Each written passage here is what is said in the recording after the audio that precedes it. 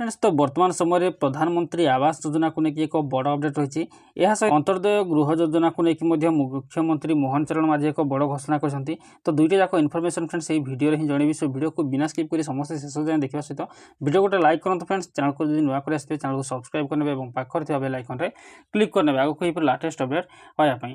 तो देखो कहुई कि मार्च 31 आवास सर्भेर डेडलाइन। तो मार्च 31 तारीख जाए चलो आवास सर्भे। एवं जाए सर्भे 19.5 लाख लोक नाम पंजीकरण कले।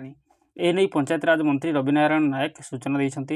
एवं प्रधानमंत्री आवास योजनार सर्भे चली मार्च 31 जाए चलो। तो जानी रखु मार्च 31 जाए प्रधानमंत्री आवास योजनार सर्भे चलो। जो मैंने भी पर्यंत सर्भे करना निजर तो जाकि सर्भे करें। एवं आहरी 17 ରୁ 18 दिन बाकी थिबारु आहरी लोक अधिक लोक सामिल हेबे बोली आशा करा जाउछि। सेपटे अंत्योदय गृह योजनार शुभारंभ करेंगे मुख्यमंत्री मोहन चरण माझी। आसंता 30 तारिख में कलाहांडी जिलूर आरंभ होब अंत्योदय गृह योजना।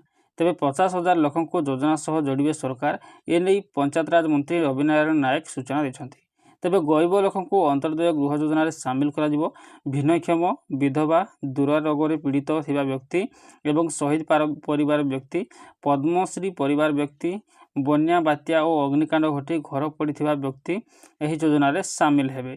तो एथिपाई ऑनलाइन आवेदन खोलिबो। फोन नंबर 0674 681447 एवं वेब पोर्टाल माध्यम पंचायत कार्यालय बीडीओ माध्यम पंजीकृत करें। तेज पंचायत माध्यम बीडीओ सहित जोगाजोग मंत्री अनुरोध कर।